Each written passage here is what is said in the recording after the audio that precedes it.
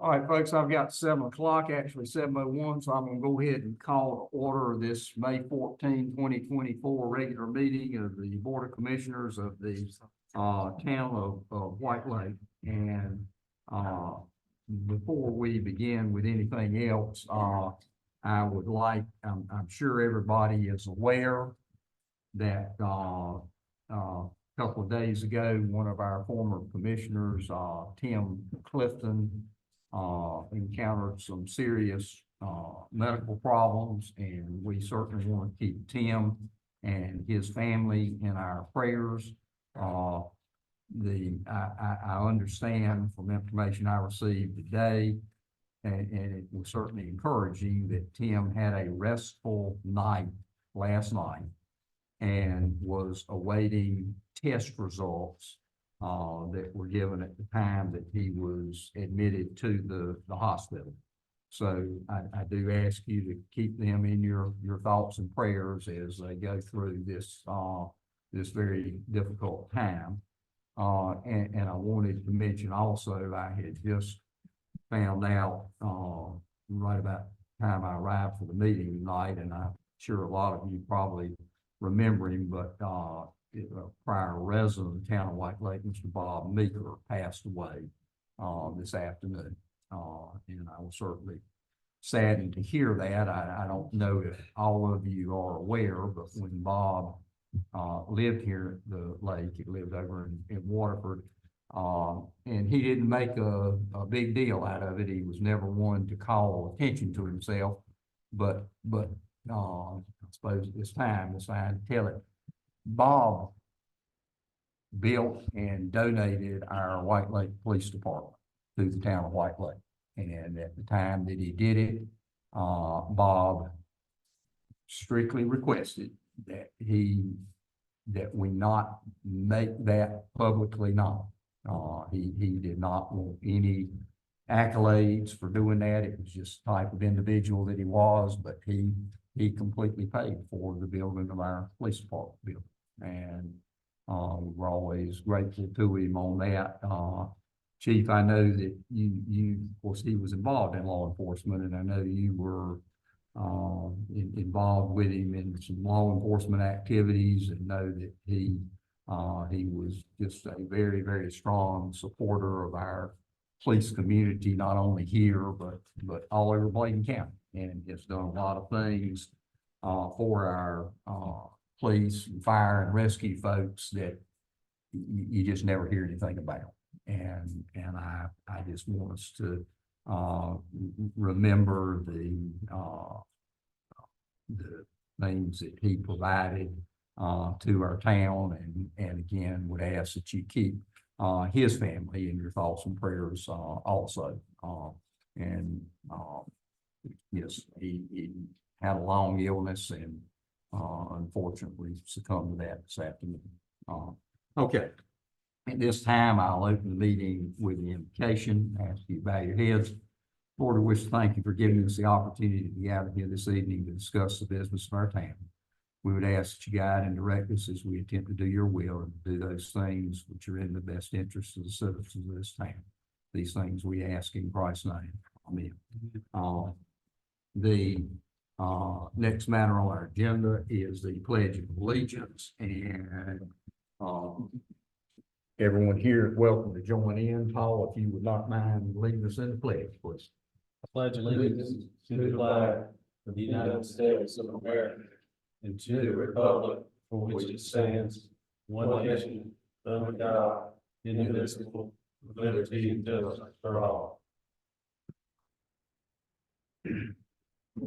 All right, the first item on the agenda is the approval of the consent agenda items, which consist of several items, and that is the agenda adoption, the approval of minutes of the March 12, 2024 closed session minutes, the April 9, 2024 closed session minutes, the April 9, 2024 regular meeting, and the April 30, 2024 adjourned Board of Commissioners meeting.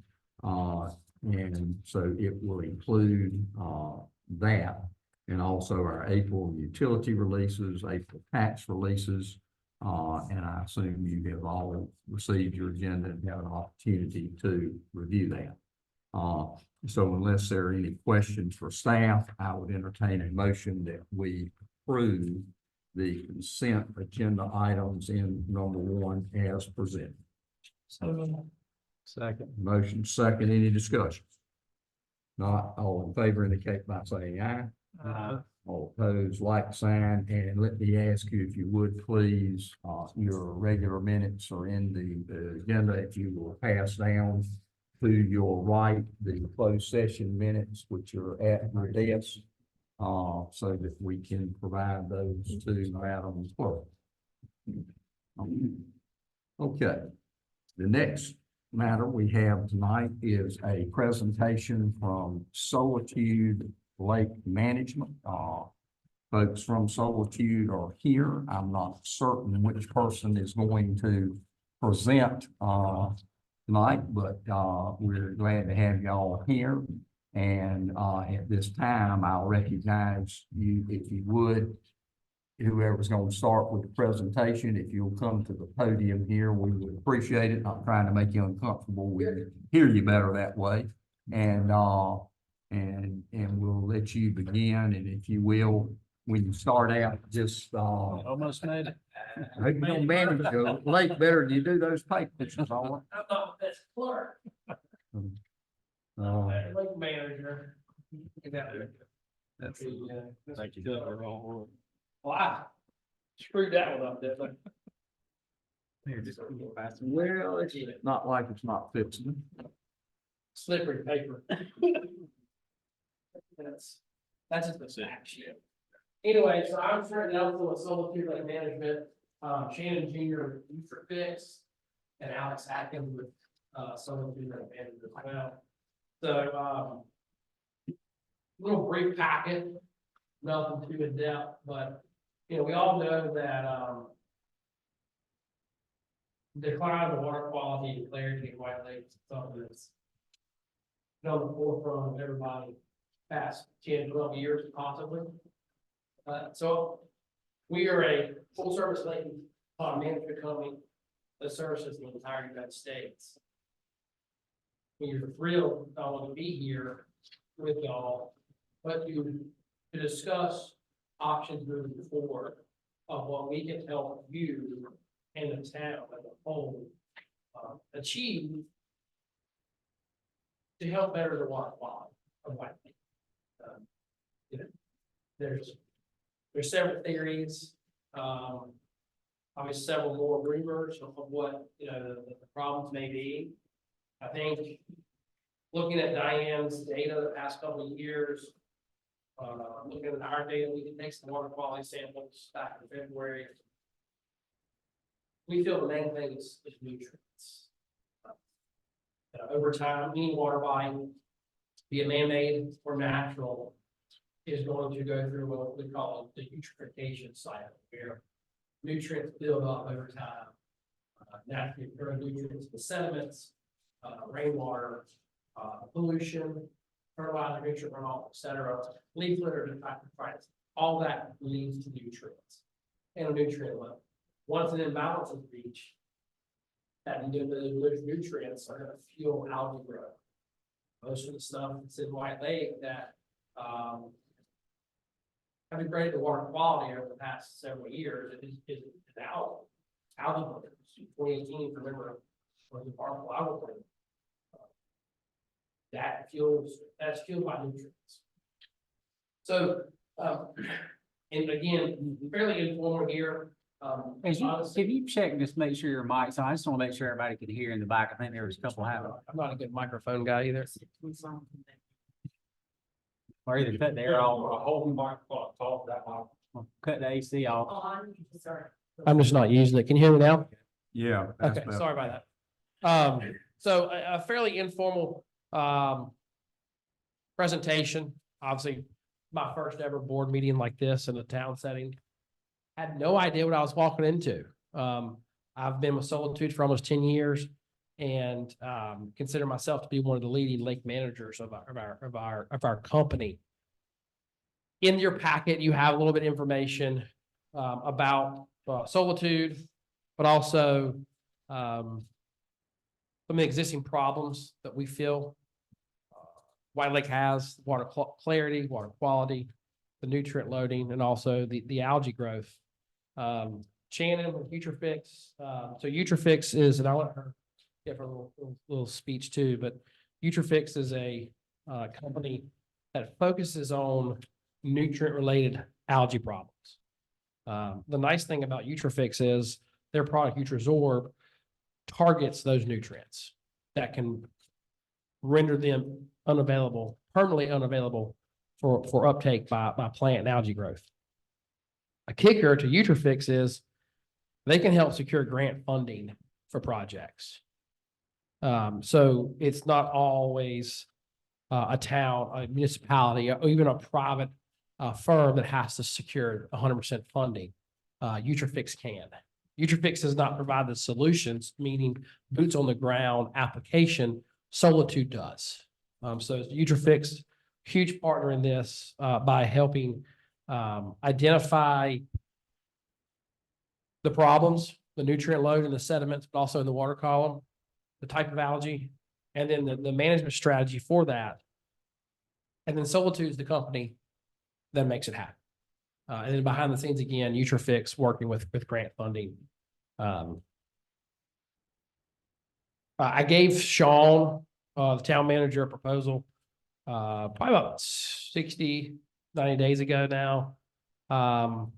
Two, for kind of a vast shotgun approach lake management plan, but also one that's more data driven, just for additional testing, for nutrient testing in the sediments, the water column, but also to do what I'm coining a bioassay or a mesocosm study, where we'll come in, us with CPRO and UtraFix, to take bucket samples, 5-gallon buckets from all across the lake, and then have these mesocosm studies set up. We could do it on Goldston's Beach, wherever you feel is necessary.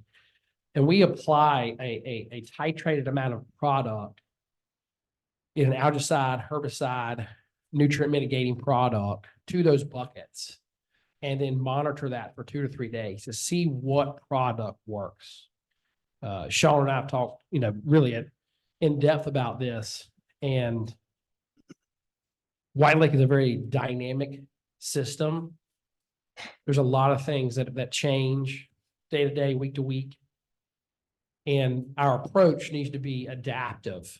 So just saying that I think ABC product's going to work and writing a whole plan around that for $1 million is a pretty big gamble. But actually putting science to the test and using maybe 10 different products, be it an algicide, a herbicide, a combination, a peroxide-based algicide. It could be a product that is new to the market, and prove what product works the best to treat algae, to provide better recreation, better health, and water clarity and quality to White Lake. That's what's kind of on the table now. I'll let Shannon get up and talk a little bit about UtraFix. I guess before that, are there any questions for me directly? Again, it's my first rodeo, so if you have any questions for me directly, let me know. You probably ask them after we. Okay. towards the end.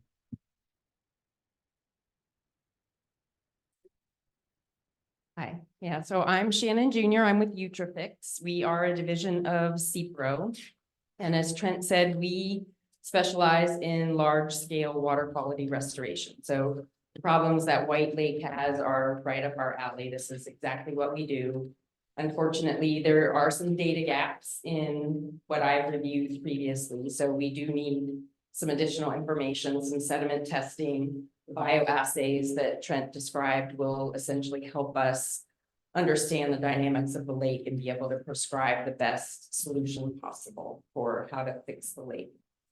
And, as he mentioned, we also help with the funding side of things. The most important thing is understand the data, figure out what's going on with the lake, develop a plan. But then the most important thing is getting buy-in from the community and getting consensus from all of the stakeholders. And that's always the biggest challenge because everybody has their own theory or what they think is gonna work. So we let the science do the talking, and that's how we decide how to proceed. And then as far as funding goes, this is, you know, $1 million plus project, at least. It, you know, you can't afford it, essentially. So what we do is once we reach consensus, which is usually the biggest challenge, is getting everybody to agree, this is what we want to do, this is how we want to move forward, then we help secure funding for the project, whether that's a grant or a federal appropriation or a state appropriation. Whatever is necessary, we need to get letters of support from the community. We need to be able to demonstrate efficacy of the plan, and then we can move forward to try to secure funding. It's a very long-term process. Even if we decided tonight, this is what we want to do, we want to move forward. By the time we actually get funding for the project, it could be 2 or 3 years. So it's a long-term process. So in the meantime, Solitude can help kind of with some stopgap measures to do some algicide application, some water clarity improvement, and just try to improve the overall aesthetics and, you know, more of a short-term goal. So we're partners with with Solitude. So Utrafix, we don't have boats. I'm obviously around when our projects are happening, but we rely on our partners for actually being the boots on the ground to do things. We're more of an organizing provider. So we provide technical expertise and support and fundraising and, scientific backup for the plans. So that would be our role in the project. So, we outlined for Solitude what data we would need to be able to develop a long-term management plan. And then once we have the data, then we would be able to kind of help you move forward with the solution. Or Alex, Just very briefly, my purpose for being here is to express to you that Solitude is willing to make a long-term investment relationship with your water. I'm with the management team and handle the southeastern United States. And I think that the takeaway for me and talking with both my colleagues about this was that our proposal to you is forward-looking. Our goal here is to improve the quality of lake, and by doing that, improve quality of life for the residents around the lake. It is difficult to ascertain exactly what occurred in order to produce the current conditions. Therefore, we will design a program that handles the lake as it is now. And then that changes and adapts as the conditions in the lake dictate. And we do expect them to change.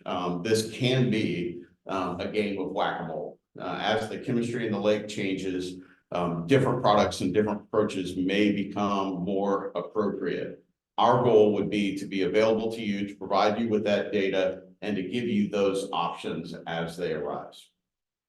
All right, so I think we're ready to field any questions. I'm sure there's Alex, several. let me ask you something on just a couple of things. First of all, you did do a handout some time ago that we handed out to the board, and one of those was, for lack of a better term, a testing type proposal. I think it was $50-some yes, sir. $1,000 as I best recall, and the other was an application, again, for lack of a management plan application program. And if I recall correctly, there was some fairly large amount that was stated with it, but at the same time, there was a statement, as I recall, that, that was basically just kind of hypothetical at this point, because we don't have any way of knowing until we get through the actual study, so to speak, what would need to be done. Is that a fair statement? Absolutely fair? Yeah, we highly encourage you to take us up on the opportunity to do that full test, which is the smaller of the two proposals. It was what Trent described earlier, of going through and collecting a fairly large amount of water from different spots on the lake and then titrating that with different types of product to see what works best. So when we go forward with a plan, and that the plan that we proposed was based on the information that we have now, we'd like to have more, but based on what we know now, we made that larger proposal as well. Yeah, and I know there's been some mention too, and I just wanted y'all, whoever needs to address it, on it. The only application that we have done on the lake that has been lake-wide at this point was when we did the alum treatment that was in the spring of 2018. And it was difficult, to say the least, to get the state to approve our doing an alum treatment. And it was a tremendous amount to go through and a tremendous cost. And we were able to get the state to consent to let us do that, primarily because we were able to show that there was a very substantial cyanobacterial bloom, and cyanobacteria, as y'all well know, doesn't necessarily always do it, but can produce toxins, which can be a safety hazard. And so the state was willing to step up and agree with us that something needed to be done about that. But something was mentioned earlier about an algicide application, and I just wanted one of you to address briefly. I mean, we had such a difficult time with getting an alum treatment approved. Do you have any experience or any thoughts about how difficult or perhaps how easy it might be? I'm not in your line of work, for us to be able to do some type of algicide application, and then later on down the road, other possible treatments. What, just realistically, in layman's terms, what are we looking at as far as having a substantial likelihood that we can get the state to approve our doing applications in the lake, which I very much hope that you can. I mean, I say that in those terms because, at least from what I've looked at, I don't know that we're going to get a whole lot of anywhere until we can reach that point that we can do that. The alum treatment, of course, had a significant effect on the lake, but it's a short-term fix, and it doesn't last, and we're all aware of that. So again, if you would address that for a minute, because And before you do that, just to add to it, because I was on the same thing you were on. Yeah. But also, in your previous discussion, you didn't talk, I like for the public to hear about the mechanical side of the program as well, which is one of the reasons that we brought you, we wanted you to come and speak, so they kind of can hear that side of it as well. Yeah, so I'll start on the mechanical side. So Solitude probably has the largest fleet of mechanical algae and weed harvesting equipment in the country. That being said, I know the southwest area of the lake gets a significant amount of algae mats later in the summer, although mechanical removal would be the most expensive and most labor intensive removal method. It definitely is an option to remove floating algae mats through hydrorake harvesting or mechanical harvesting, truck sores, weed-oos, all that stuff, our team has. So it could be somewhat of a rapid response, and doesn't mean Sean calls us Tuesday and we're here Wednesday with a piece of equipment, but we could remove that manually with no permit, no nothing. There's nothing that says we can't do that. Mayor, to answer your question more of the permitting, we haven't gone down that rabbit hole quite yet to really to gauge more of White Lake's interest of the project and the feasibility of Solitude working with you. The difficult thing with algae control in the state of North Carolina is there's not been a whole lot of large-scale algae applications done to public or private waters in the past. Solitude and myself directly have done small-scale algae and weed applications throughout the Carolinas on state-owned water bodies, Lake Norman, Tillery, Mountain Island Lake, etc. When you talk about weeds, if it's on the state noxious weed list, they're going to turn you loose. Algae is something it's not new, but it's a newer problem to where the state hasn't had as much interest by municipalities, private owners, et cetera, to do applications. On the flip side is we did a bunch of Lingbia work on Lake Norman last year. It's a state-owned water body. Duke leases the water rights. So it's a very, it gets convoluted quickly. Do I think that the state can say no? No, I don't. I honestly believe the state has no ability to say no. The NETBES permit limits applications to 1,000 acres or less. So as long as we don't treat more than 1,000 acres, White Lake's 1,100, we'll never do 1,000-acre lake algicide treatment anyways. The feasibility and the possibility of letting the state permit an application, I feel is high. Is it going to take 6 months or a year? Maybe. Is it going to take much? Is it going to take 1 week? Maybe. And I think part of that is the small scale testing that's on the table now to determine what's going to work, at what rates, and in what frequency, and take that data to the state and say White Lake wants to do 3 copper sulfate treatments spread 30 days apart at this rate, at blah, blah, at this area of the lake, et cetera, and prove to them that it worked. And this is our plan. If you just say, hey, Mr. State, I want to put in 1 million gallons of copper algicide into White Lake, they're probably going to say, hell no. But if we can support it with data and science, again, I don't see how they can say no. That's what I thought at one time too. And they said, you're talking heavy metals and you're talking copper sulfate, and they said, not no, but hell no, it's not happening.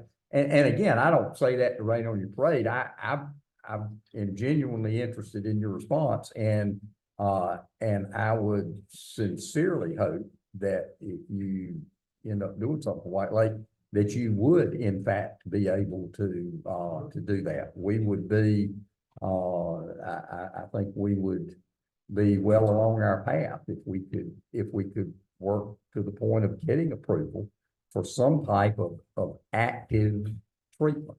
Yeah, I think depending on y'all's response, and obviously, I'll connect with Sean after the meeting, depending on y'all's response and y'all's openness to working with Solitude, is that's probably our first next step, is to contacting some of the state shareholders to see what level of approval they're gonna garnish. Maybe before you even do this, you approve, hopefully you approve this additional testing proposal, we at least test the waters to see, sorry the pun, but test the waters to see if they're even going to be open to those discussions. If they're not open to discussions, maybe until they are more open to it, you don't do the testing, because spending $55,000 to try to determine what you're going to treat with, for them to say no, probably not the best spend for municipality. There's non-copper algicides that are available that are much easier to get permitted, that are alternative options, and any kind of nutrient remediation product that you might apply. They are rare earth chemistries, minerals, or sometimes metals, and a lot of that stuff has peer-reviewed journal articles, hundreds of them showing the safety of it, and it's much easier to get. Copper sulfate maybe isn't the easiest thing to get through, but there's a lot of alternatives that might be easier. Peroxides, work phenomenally well on cyanobacterias, peroxide-based algicides, and there's no heavy metals.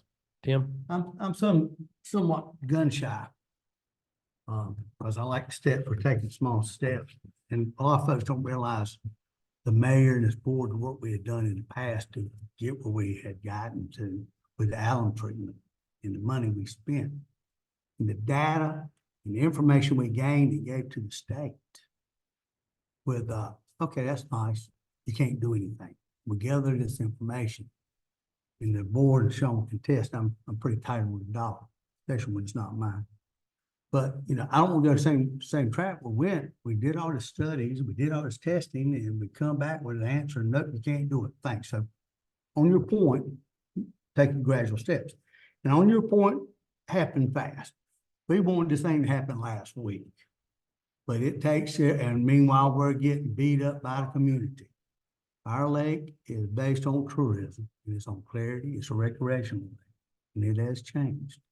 So moving forward, a lot of people in the state that I've been on meetings with, they seem to think our White Lake's fine as is. So I don't know how we have to overcome those issues, but I'm all about some type of treatment with clarity and something with science. But meetings I've been on, they kind of, am I speaking out of turn? They kind of put a road sign to any kind of chemical treatment. And if we can go, I'm on with the mayor's coattail. No, I mean, you make a good point, and it is something that we have tried very hard the last few years to develop a better working relationship with the state, because they do consider White Lake basically to be in the same category with Singletary Lake and Jones Lake and all those. And we feel very strongly that we're not in that same category. I think it certainly seems surprising to the state when we talked to them before, and in as nice a way as we could, you know, said to them, look, we're the majority of people that come down here to the lake and visit in the summertime and have homes down here, quite honestly, are not down here to fish. You know, it's a recreation lake, but in terms of skiing and swimming and that sort of thing. And it's just hard, or it seems like it's been hard to show to the state that we are in a different category and that we should be given a different consideration, and we are, as far as I know, the only state lake around that we're pretty much commercially developed all the way around the lake. And I think, you know, we've tried to work with them too, to let them know that look, we're just a different animal down here. We are, and we, you know, we just have to embrace that and realize that's what we are, and we want the state to embrace it too, and try to treat us as the lake that we are, that we want to be. And you know, and we have had difficulties in the past doing that as far as getting any state cooperation. I mean, we just hit a brick wall sometime, and so I think if we were to do something with y'all, then I'm not trying to tell you how to do your job, but I think right up front, you're gonna have to find out is this gonna be a workable path or not? Because as Tim said, we don't wanna put in lots and lots and lots and then just have a road that blocked on up and say, well, the state just didn't cooperate, there's nothing we can do. We would need, I think, fairly early on to see what approval that we could get.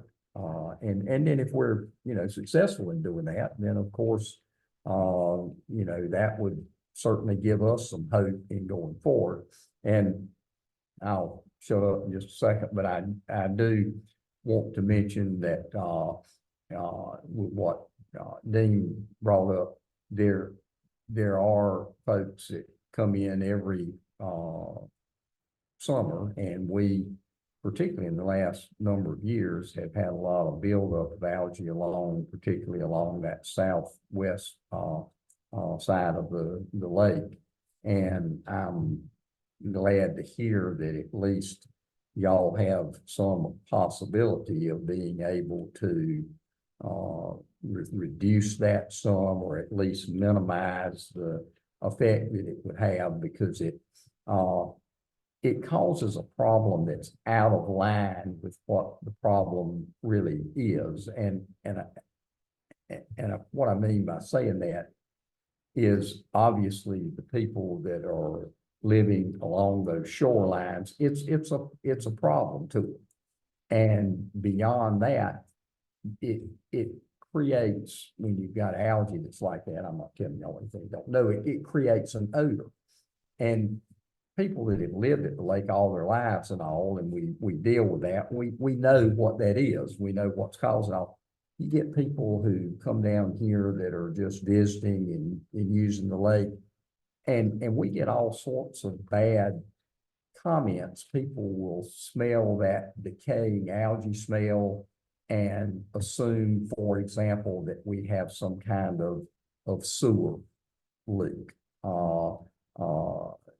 You know, it's amazing what we get on that sometimes. And you just can't convince people otherwise. They're just bound and determined that they know what that is, and that's and you can't change their mind with facts. So that is an important thing, I think, that we would like to look at with y'all, or whoever we might look at it with, because it affects the optics of the lake. And we want people to be able to come down here and remember and see the lake like it used to be. And I think that's all of us, our goal that we have here, and that's what we're working towards. And I'm, okay, I'll open it up to anybody else. Mayor, I think you have a valid point, as does Mayor Pro Tem Blount. I agree.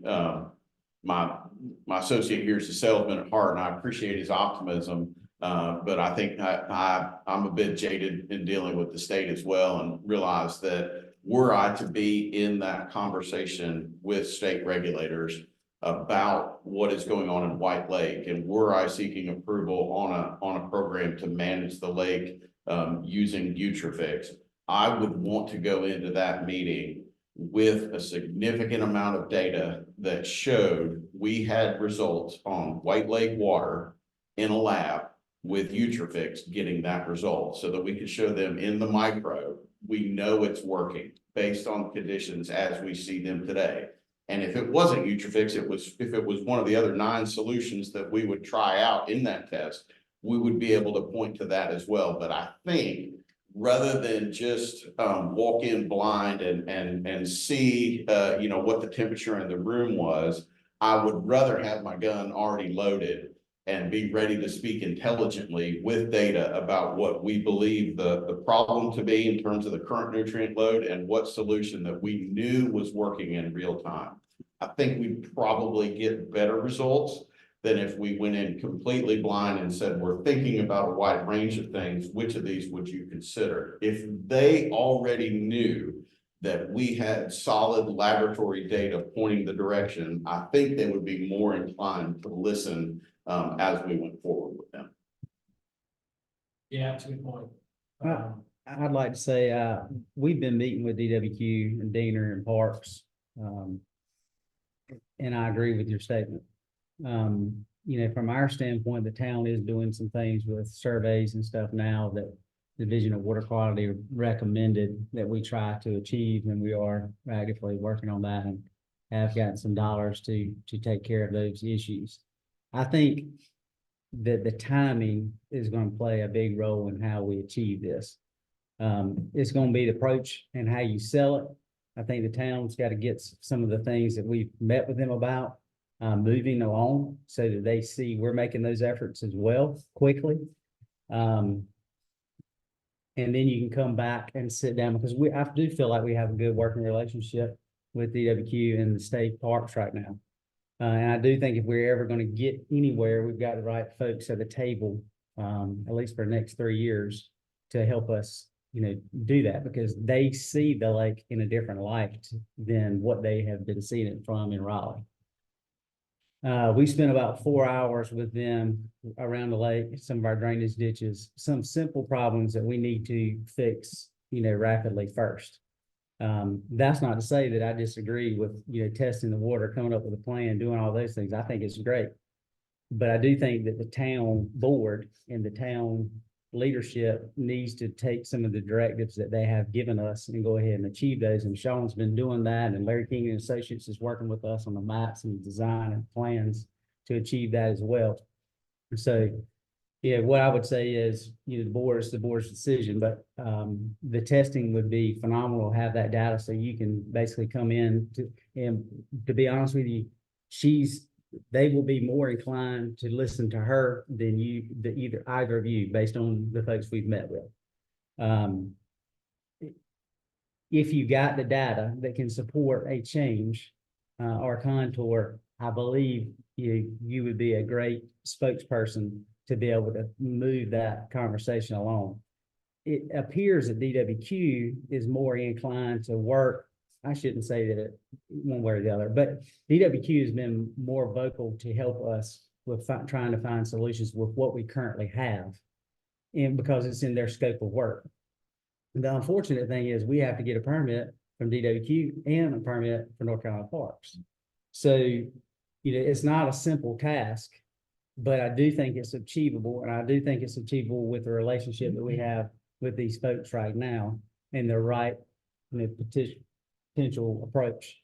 I don't know how you feel, Timbo, but I mean, the guys that have been at the table seem to adamantly care and want to help us resolve this issue.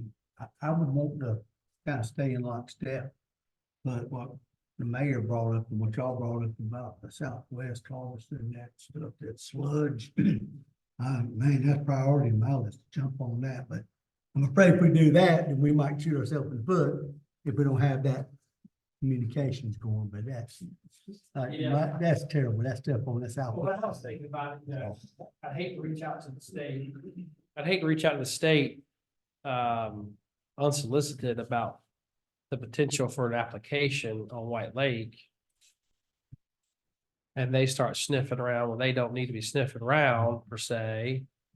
And then if you do approve the data collection, it's straight to a stopgap again because somebody reached out sooner than later, or too soon before you had that data.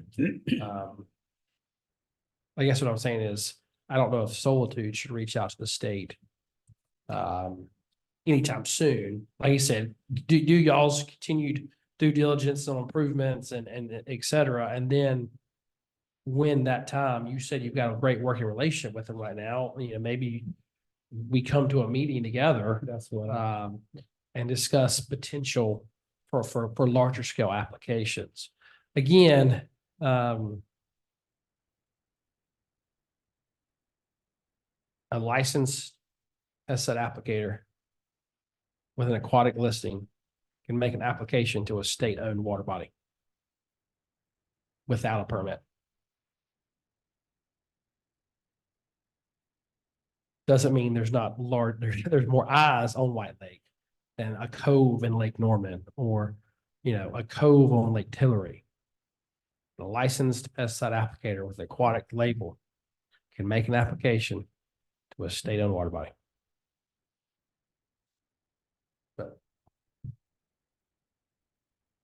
And I will tell you that just as a matter of a little bit of encouragement on it. When our problems first came up and we met about a year after the Allen treatment with a number of the state folks, and they came down and we did some meetings with them. one of the first things they brought out in the report that they initially did was actually had mechanical treatment listed.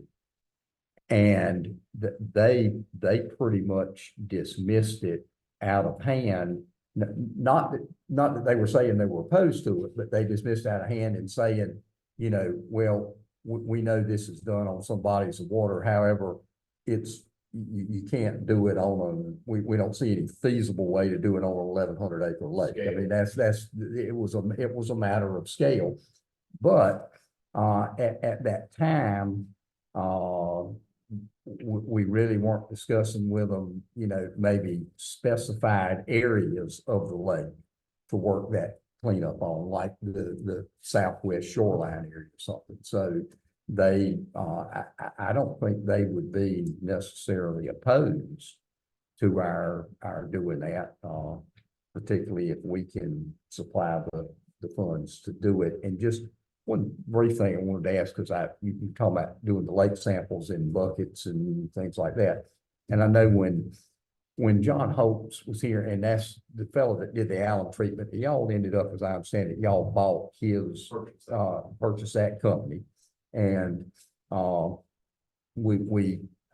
think it's fair to say that when John was here, we had a good working relationship with him. Seemed to be a very knowledgeable gentleman and had done a lot of this work. But one of the things that he and I discussed when he was down here too is, and he didn't seem to think that the state would necessarily be opposed to it, as best I recall. Do you ever, in a body of water like this, ever in several buckets of water and all, do you ever do any limno corrals? We could, I probably put it in We've here. done some of the browse before, so Okay. like not large scale studies, but actually in situ part of the water body, we poured it off. Right. Person like that. Exactly. That's what we were working with when we were looking at that big application on. Mattamuskeet was doing these, we were like one side, one finger of the lake, but using turbidity curtains to help basically create its own mesocosm of the lake. So the application stayed in that area. That's something to consider here. I think the bucket test, you know, it's a great starting point. That came straight down from West Bishop. I think he's probably one of the most respected algae scientists in the country. Yeah, and I'm just saying that to bring up, if you could get that done as a starting point, I'm just saying that it might not necessarily be a leap to get from there to a limno corral. It's at least a good possibility. Can you provide one clarification for me on something you said a few minutes ago about applying to a state-owned body of water for a qualified person? Number one, clarify, I know you repeated yourself, but clarify a little bit more for me. And then number two, do you have any examples where that's applied in the history? Yeah, so, you know, in my, I'd say personal professional experience, a licensed pesticide applicator within aquatics category, which is what everybody, which I have, Shannon has, can make an application to a state-owned water body. If you had a lake house on Lake Norman. No permit or?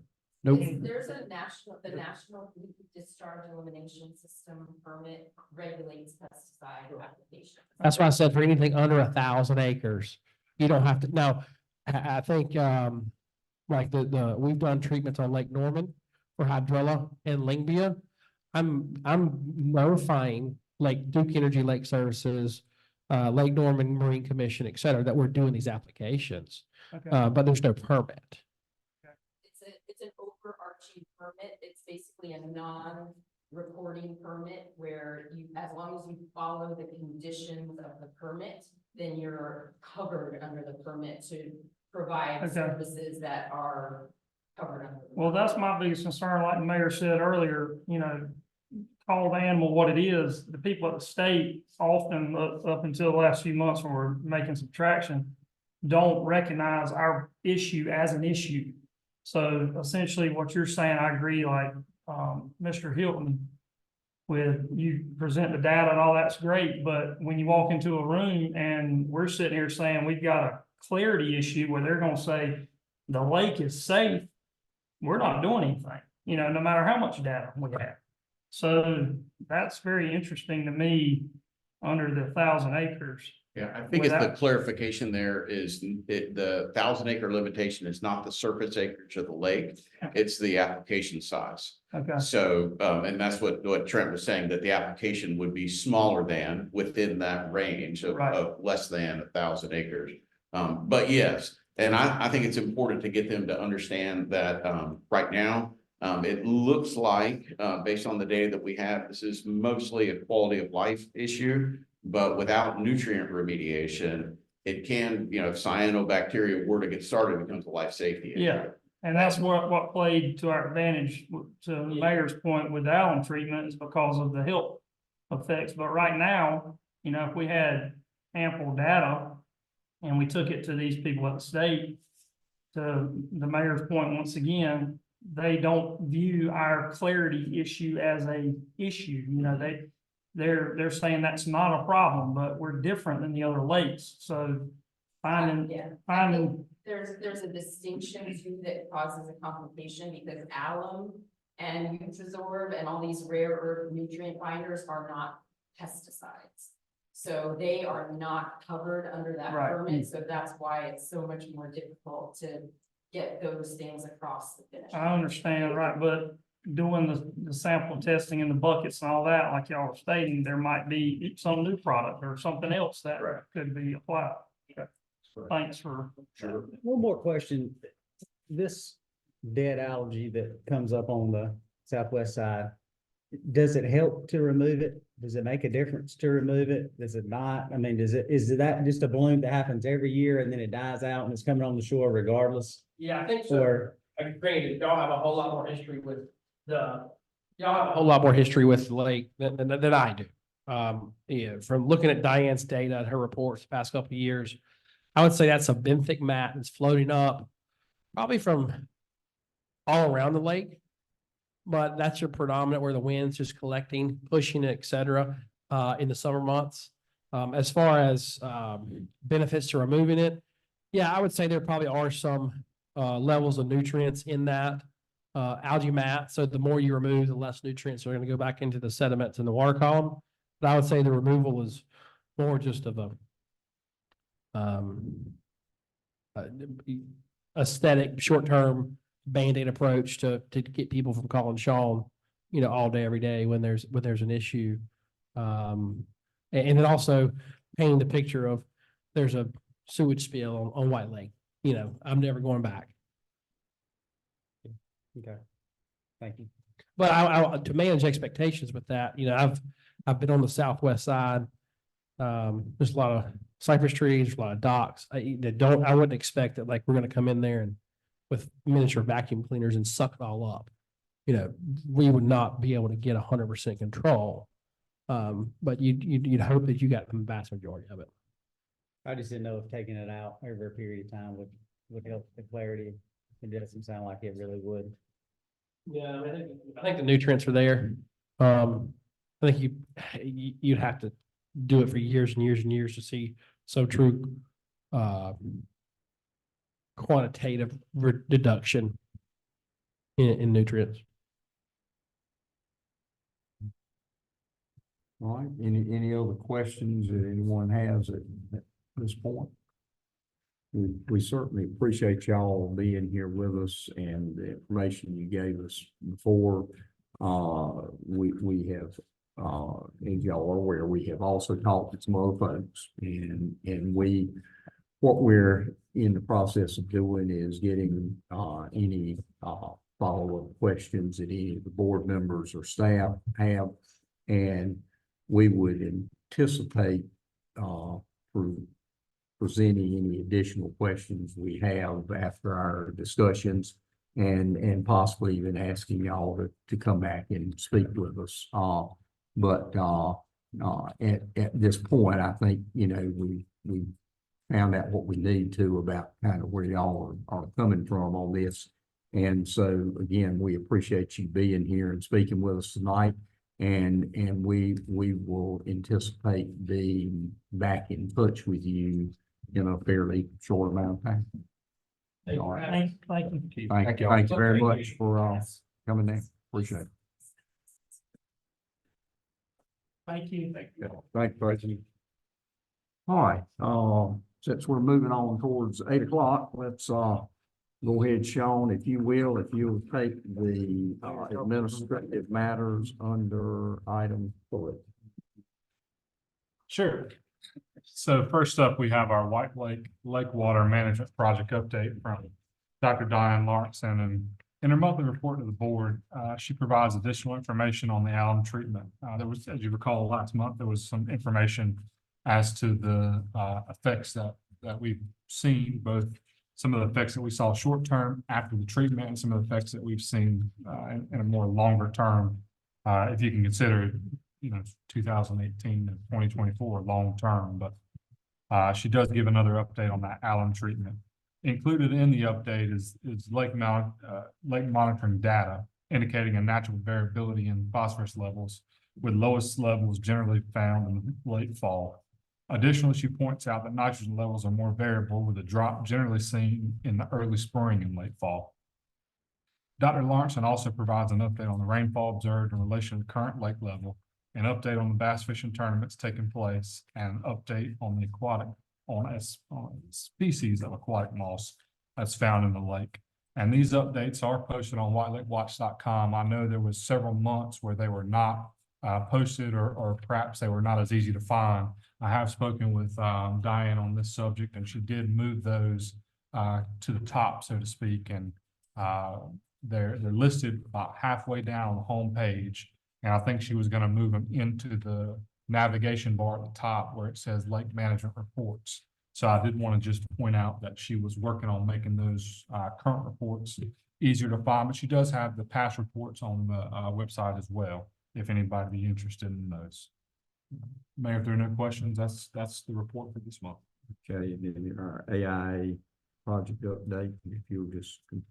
Sure. With the rest of it. The AIA project update is we met with the team today from Withers Ravenel doing the water AIA study. We've recently wrapped up some GIS work, some map study work in relation to where there are system hydrants and lines and quality of lines located around the lake. So they are reviewing the changes we made on those. We do expect some hydraulic modeling to take place in the near future, which will begin to sort of shape what our asset management plan ultimately ends up looking like, and then 2 priority of asset management plan related items. We expect those in the late of the year, probably early next year, with a conclusive asset management plan presentation to the board on the quality of not just our water system, but suggested improvements, as well as suggested grant funding sources to begin to work on some of these water project improvements. If there are no questions, Mayor, that's the water AIA project update for this month. All right, if you will go forward with item B and continuing through F, we'll go ahead and cover the rest of those administrative matters. Okay, the item B3B, as in boy, is an engagement letter and contract audit accounts fiscal year 23-24. This is the standard procedure that takes place once you have completed the past fiscal year's audit. This is the contract moving into complete the next audit, which would be fiscal year 23-24. And that contract sum is not to exceed $31,000, $31,500. Mayor, if there are no questions, staff would ask that the board approve the contract as presented. All right, it's been a request, staff would approve the contract as presented. Do I hear a motion to that effect? So moved. Is there a second? Any discussion? Not all in favor indicate by saying aye. All opposed, like sign. Sean? And it should be noted on 3B, Mayor, that is going to be Thompson, Price, Scott, and Adams again. Right. Now, on 3C, this is a response to the auditor's findings for fiscal year ending in June 30th, 2022. These responses are just staff responses to the auditor's findings and recommendations. Staff has worked with, of course, the LGC in providing these, and they are in line with LGC's recommendations. And as we've discussed in the past, most of these recommendations staff has been doing for really some time now. So there's really nothing new in the report. But part of the audit process does require the board to approve and sign the response to the auditor's findings. And staff would ask that the board accept the response for fiscal year ending in June 30th, 2022 as presented. All right, then a motion approving that. Second, any discussion? Not all in favor indicate by saying aye. Opposed, like sign. Next is item D. Yes, sir, Mayor. This is the fiscal year ending in June 30th of 2023. It's a very similar response to the June 2022 audit. Those findings were very similar in nature. Again, I would remind the board that in bringing on our finance director and in improving our internal controls and our day-to-day operation, we've addressed these well before this response. But as of course required by the LGC, staff is putting this in writing and asking the board to accept the response presented. So if there are no questions, staff would ask that the board accept the response for the audit ending in June 30th of 2023. I hear a motion. So moved. Second. Motion second, any discussion? Not all in favor indicate by saying aye. All opposed, like sign. Item E. 3E is a public works expenditure request. This is in some ways surplus money in our wastewater account. That's largely in part due to a reduction in expenditures on the water side. As you well know, water and wastewater typically mirror each other 50-50. So in being proactive, staff has put together 2 expenditure requests that could be paid out of this year's budget that would not have to be paid out of next year's budget, which of course allows us to continue to be proactive in the future. One of these disbursement expenditure requests is for a dry prime pump. This is to replace a pump that's currently at our wastewater treatment facility that's used in the operation of treating our wastewater. The second expenditure is for an equipment storage building, and this building will have 6 bays and largely to protect our equipment and protect the investment we've made in upgrading some of our public works related equipment. If there are no questions, staff would ask that the board approve both requests as presented. I hear a motion. So moved. Second. Motion second, any discussion? Not all in favor indicate by saying aye. All opposed, like sign. Item F. Item F is the interlocal agreement between the county of Bladen and the town of White Lake. This agreement is for $50,000. We've discussed it several times in past meetings. This interlocal agreement is just the final part of this process. And this agreement is for lake management in terms of the county providing help to the town of White Lake for a lake management study that would improve on water clarity and water quality. I'd just like to say that I appreciate the county being willing to work with us. I appreciate Commissioner Hilton and Mayor Pro Tem Blunt in meeting with me in the county and discussing this. And I look forward to continuing the partnership with the county moving forward. I think as we've talked about with the state side of partnership, I think that we've got a really good relationship with the county right now as well. And I'd just like to say that I appreciate the county for being willing to take part in those conversations. If there are no questions, I'd ask that the board accept the agreement as presented. Hear a motion. So moved. Motion second, any discussion? Not all in favor indicate by saying aye. All opposed, like sign. The next item, which is number 4, has numerous moving parts to it. It's actually 4A through 4H, and it's basically the same dance that we do every year at this time. We have to reconcile things in the budget by recognizing basically unanticipated revenues and unanticipated expenditures. As you'll see, since these are budget matters, when you've got an incoming side, then you've got an outgoing side because it has to balance out. So, Sean, if you will, if you can briefly go through 4A through H, we generally need to vote on those one at a time. So if you'll hit each one of those, we'll go through those. And again, folks, this is not anything that changes anything the town's doing. It's just a matter of housekeeping matter to be able to have our budget items properly reflected. And Sean, if you'll go ahead and go through with those. Yes, sir, Mayor. 4A is our first budget ordinance amendment. It is 2024-10 in the sum of $6,072. This is to account for a vehicle reimbursement that we received for a total police vehicle from the North Carolina municipalities. If there are no questions, staff would ask the board to approve the budget ordinance amendment as presented. I hear a motion. So moved. Motion second. Second. Any discussion? Not all in favor indicate by saying aye. All opposed, like sign. Item B. Item B is Budget Ordinance Amendment 2024-11.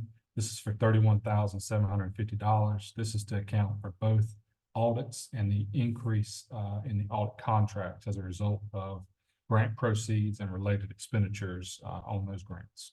If there are no questions, staff would ask the board to approve the Budget Ordinance Amendment as presented. So here motion second. Second. Any discussion? Not all in favor indicate by saying aye. All opposed, like sign. Item C. Item C is Budget Ordinance Amendment 2024-12. This is in the sum of $3,227. This accounts for a workers' comp increase in our volunteer fire department. If there are no questions, staff would ask the board to approve the Budget Ordinance Amendment as presented. Motion second. Second. Any discussion? Not all in favor indicate by saying aye. All opposed, like sign. Item D. Item D is Budget Ordinance Amendment 2024-13. This is to account for road projects that were completed recently. This is POW bill money. It's $46,250. If there are no questions, staff would ask that the board approve the Budget Ordinance Amendment as presented. So moved. Motion second. Second. Any discussion? Not all in favor indicate by saying aye. Aye. All opposed, like sign. Item E. Item E is Budget Ordinance Amendment 2024-14. This is in reference to our Stormwater Master Plan grant.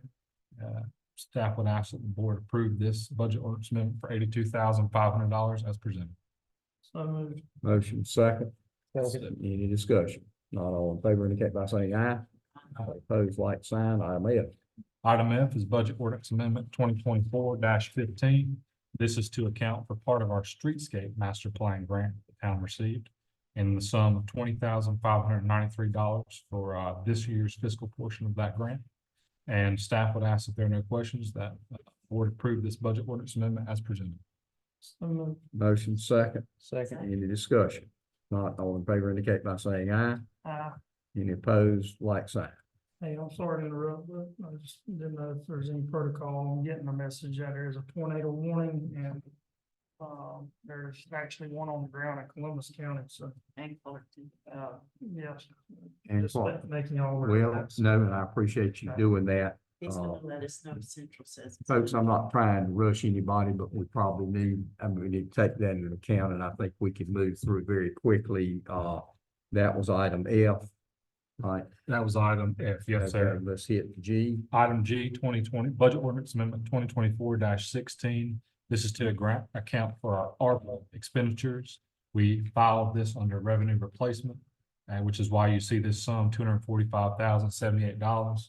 This is, again, the ARPA grant monies that the town received. Staff would ask the board to approve the Budget Ordinance Amendment as presented. So moved. Motion second. Second. Any discussion? Not all in favor indicate by saying aye. Aye. Opposed, like sign. Item H. Item H is to amend the White Lake Grant Project Ordinance for our American Rescue Plan Act of 2021. This amendment for the grant project ordinance follows the budget amendment to account for the use of funds. The amendment simply states that the town is using the money as revenue replacement as required by federal procurement guidelines. If there are no questions, staff would ask the board to approve the capital project grant ordinance amendment as presented. So moved. Motion second. Second. Any discussion? Not all in favor indicate by saying aye. Any opposed, like sign. Item 5 is other business, any commissioner's business that is not contained on the agenda that is very brief. If not, you have the departmental briefings and report in item 5A. Finance Department will cut off non-essential department spending at 5 p.m. on May 24th.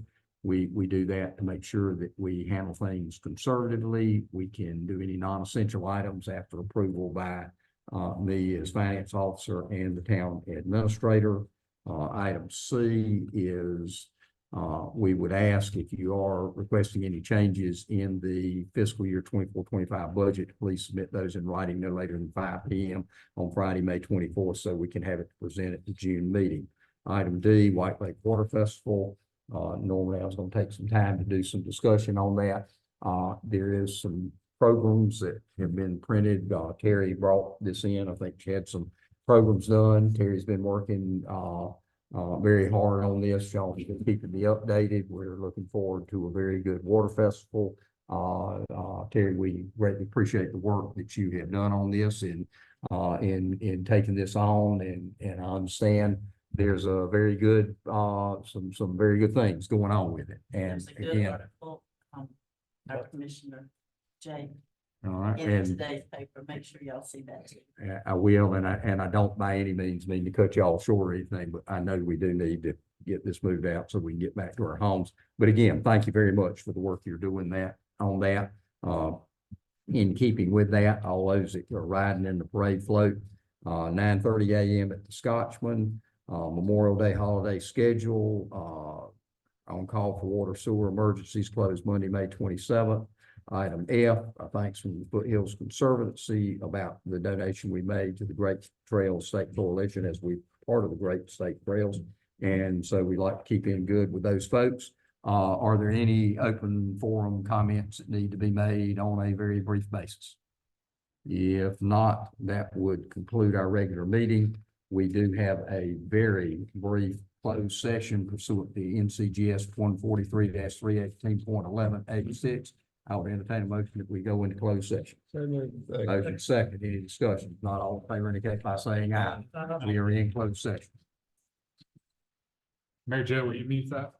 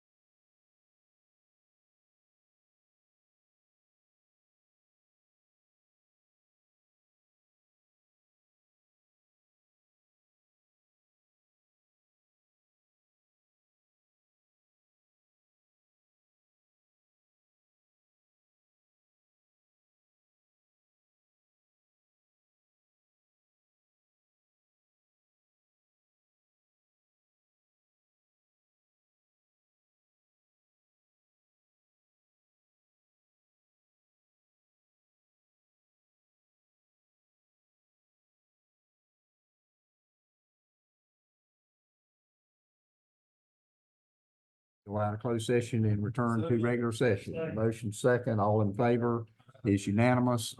There being no further business, I'd entertain a motion to adjourn. Second, all in favor. Unanimous.